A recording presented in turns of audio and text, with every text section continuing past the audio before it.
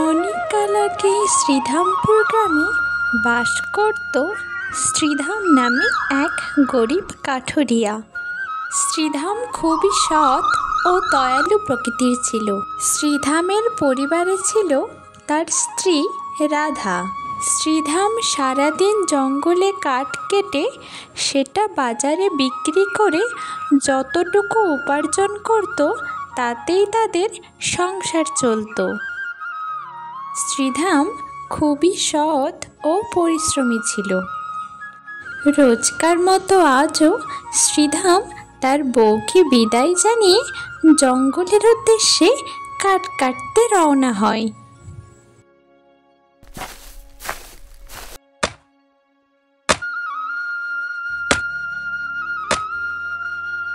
কাঠ কাটা শেষ হয়ে গেলে রমেশ জঙ্গল থেকে কাঠগুলো নিয়ে বাজারে বিক্রির উদ্দেশ্যে নিয়ে আসে।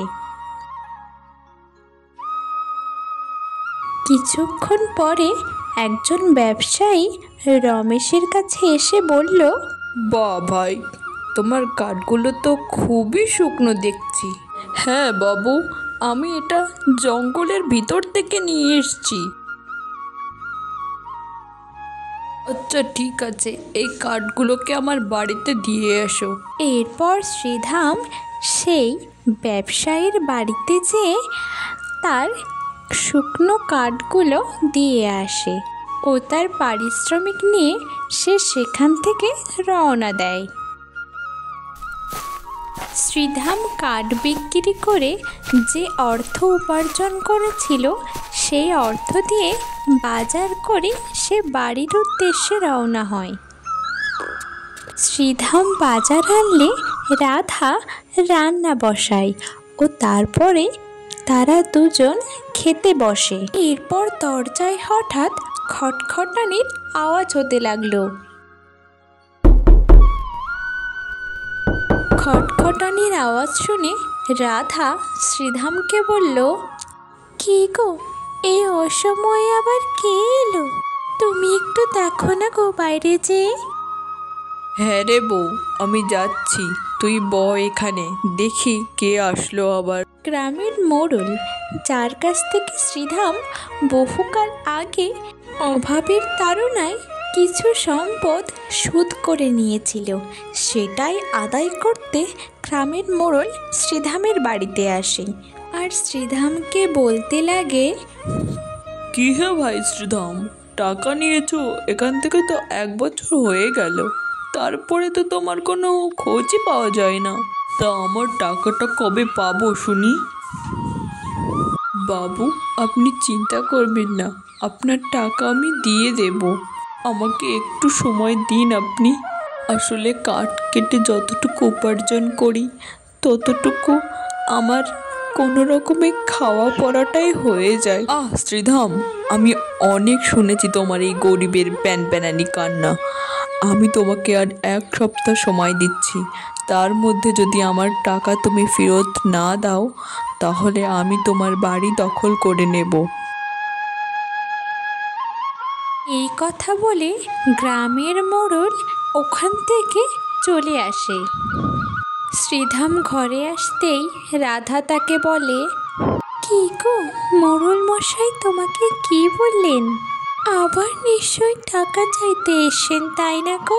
আমার কাছে কিছু লোকেও না, কি বলেছে উনি? এরপর শ্রীধাম রাধাকে সব কথা খুলে বলল। সব কথা শুনে রাধা শ্রীধামকে বলল, তুমি চিন্তা করো না গো, ভগবান দেখবে ঠিক একদিন মুখ তুলে চাইবেন আমাদের দিকে।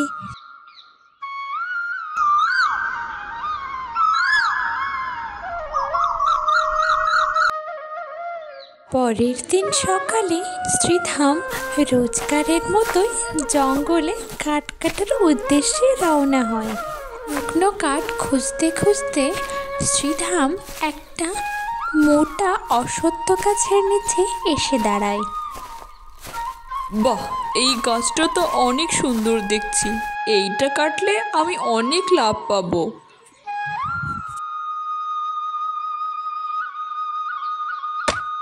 শ্রীধাম যখন কাঠ কাটছিল তখন হঠাৎ একটা আওয়াজ শোনা যায়। আমাকে কেটো না, দয়া করো শ্রীধাম, আমাকে কেটো না। এ কি, কে কথা বলছে এমন করে? এই জঙ্গলের মধ্যে আমি ছাড়া তো আর কেউই নেই, তাহলে কে কথা বলছে? এরপরে অশ্বত্থ গাছের থেকে একটা পরী বেরিয়ে আসে, শ্রীধামকে বলে, আমি জাদু পড়ি শ্রীধাম, এক দুষ্ট ডাইনি জাদু বলে আমাকে এই অশ্বত্থ গাছ বানিয়ে রেখেছে। পরীর এইসব কথা শুনে শ্রীধাম পরীকে বলল, আমার প্রণাম নেবেন দেবী, কিন্তু আমি যদি আপনার এই গাছটা না কাটি তাহলে তো আমি না খেতে পেয়ে মারা যাব। আমরা খুবই গরিব পড়ি দেবী, বনের কাঠ কেটেই আমাদের সংসার চলে। আর যদি আমি কাঠ না বিক্রি করতে পারি তাহলে ওই মোড়ল আমার বাড়ি থেকে আমার বউকে বের করে দেবে পড়ি দেবী। তুমি কোনো চিন্তা করো না শ্রীধাম, তুমি খুবই সরল ও সৎ মানুষ, তাই আমি তোমাকে সাহায্য করব। জাদুপরী শ্রীধামকে এইসব কথা বলে একটা মন্ত্র পড়তে থাকে, আর তার মন্ত্র বলে একটা জাদুর কলসি সে শ্রীধামের হাতে দেয়। তারপর জাদুপরী শ্রীধামকে বলে, শ্রীধাম, এই কলসি তুমি বাড়ি নিয়ে যাও। এটা কিন্তু কোনো সাধারণ কলসি নয়, এটা হলো জাদু কলসি। এই কলসি তোমার দুঃখ দূর করবে। কিন্তু একটা জিনিস মনে রেখো শ্রীধাম, যদি কোনো দিন লোভের বশে এই জাদু হাড়ির কাছ থেকে তুমি কোনোদিন কিছু চাও তাহলে কিন্তু তোমারই ক্ষতি হবে। এই বলে সেই জাদুপরী আবার সেই অশ্বত্থ গাছের মধ্যে মিলিয়ে যায়। শ্রীধামও তখন মনের আনন্দে বাড়িতে ফিরে আসে, তার বউকে ডাকতে থাকে, কি রে বউ, শিগগিরি আয়, কোথায় গেলি রে? এইদিকে আয়, তোর জন্য কি এনেছি দেখ। কি রে রাধা, এইদিকে আয়, আরে তাড়াতাড়ি বাইরে আয়, আমাদের আর দুঃখের দিন থাকবে না রে বউ। কি গো, তুমি এমন করে চিল্লাচ্ছ কেন? কি হয়েছেটা কি? আর কই, তোমার সাথে তো কোনো কাঠ নেই, তুমি আজকেও কাঠ কি পাওনি? আরে বউ, আমাদের আর দুঃখের দিন থাকবে না রে বউ, আজকে কি হয়েছে জানিস? এরপর শ্রীধাম রাধাকে সব কিছু খুলে বলল, যেটা তার সঙ্গে বনে ঘটেছিল। এ কি, তুমি সত্যি বলছো? এই তো অলৌকিক ঘটনা। কই দেখি, একটু পরীক্ষা করে দেখা যাক তো। তুই ঠিক বলেছিস রে বউ, সত্যি একটু পরীক্ষা করে দেখি তো, সত্যিই কি এর মধ্যে দিয়ে আমি যা চাইবো তাই পাবো? এরপরে শ্রীধাম জাদুর কলসিকে পরীক্ষা করার জন্য জাদুর কলসির কাছে 3 ঘোড়া সোনা চাইল। জাদুর কলসি, জাদুর কলসি, আমার 3 ঘোড়া মোহর চাই, আমাকে 3 ঘোড়া মোহর দাও। এই কথা বলতে না বলতেই জাদুর কলসি সঙ্গে সঙ্গে 3 ঘোড়া মোহর শ্রীধাম ও তার বউকে দিল। এইসব দেখে রাধা বলতে লাগলো, ও মা, এ তো সত্যিই জাদুর কলসি। ভগবান তাহলে এতদিন পর আমাদের থেকে মুখ তুলে চেয়েছেন। এরপর কেটে যায় অনেকগুলো দিন। এখন শ্রীধাম ও শ্রীধামের বউয়ের আর কোনো দুঃখ থাকে না, তারা খুবই সুখে ও শান্তিতে বাস করতে লাগে। তারা মস্ত এক জমিদার বাড়ি বানায়, আর সেই বাড়িতে তারা খুবই আনন্দে ও সুখে বাস করে। আর গ্রামের মোড়লের সব ঋণও শ্রীধাম শোধ করে দেয়। এইভাবেই অনেকগুলো দিন কেটে যায়, কিন্তু শ্রীধামের সুখ বেশি দিন স্থায়ী হলো না। শ্রীধামের এই জাদুর কলসির কথা সারা গ্রামের লোক ও দূর দূরান্তের গ্রামের লোকও জেনে যায়। এই নিয়ে এই গ্রামের মোড়লের নায়েব এইসব কথা গ্রামবাসীর কাছে শুনে সে মোড়লের কাছে যে সব কথা বলে। মোড়ল মশাই, লোকমুখে শুনলাম শ্রীধাম নাকি এক জাদুর কলস পেয়েছে এক পরীর থেকে। হ্যাঁ নায়েব, ওই জন্যই তো তোমাকে আমি ডেকেছি। আমি কিছু জানি না নায়েব, যে করেই হোক ওই সোনার কলস আমার চাই। তুমি যা চাইবে আমি তোমাকে তাই দেব, কিন্তু তুমি ওইটা আমাকে এনে দাও। যে মোড়লের কথায় নায়েবও রাজি হয়ে যায় ওই কলসি চুরি করার জন্য। সূর্য ডুবে গেলে মাঝরাতে সবাই যখন ঘুমিয়ে পড়ে তখন নায়েব চুপি চুপি যেয়ে শ্রীধাম ও রাধার ঘর থেকে সেই কলসি চুরি করে বেরিয়ে আসে। এই জাদুর কলসি শ্রীধাম ও রাধার ঘরের পাশে একটা কাঠের টুলে রাখা ছিল, আর সেটা নিয়েই নায়েব মোড়লের কাছে নিয়ে আসে।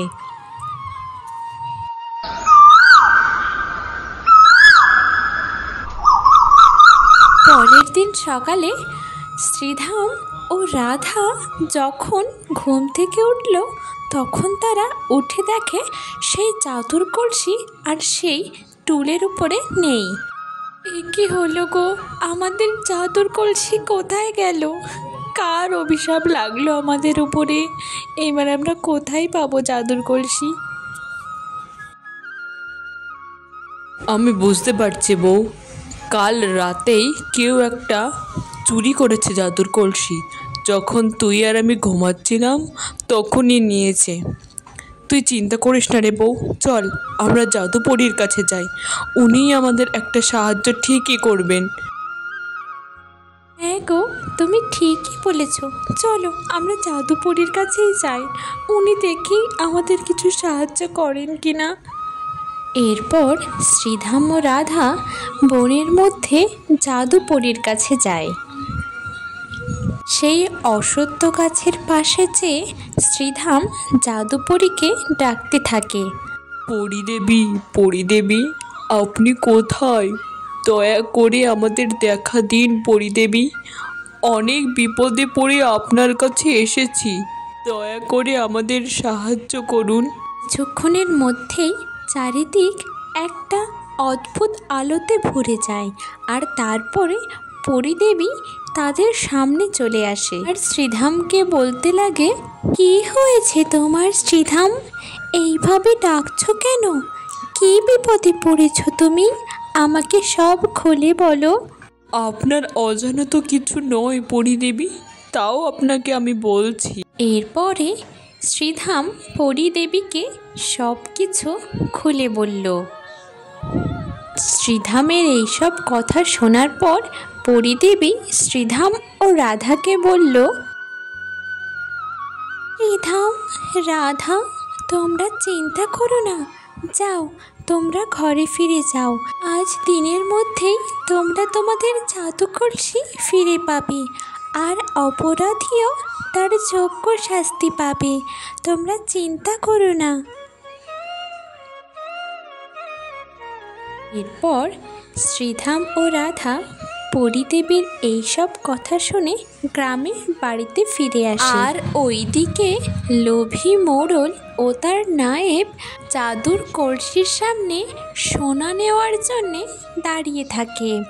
মোড়ল জাদু কলসির সামনে এসে বলতে লাগে, জাদু কলসি, জাদু কলসি, এক্ষুনি আমাকে 5 ঘড়া মোহর দাও। নায়েব এই কথা বলতেই চারিদিক ধোঁয়ায় ভরে যায়, আর জাদু কলসি থেকে বেরিয়ে আসে এক ভয়ঙ্কর সিংহ। এই ভয়ঙ্কর দৃশ্য দেখে মোড়ল ও নায়েব প্রাণপণে ছুটতে থাকে।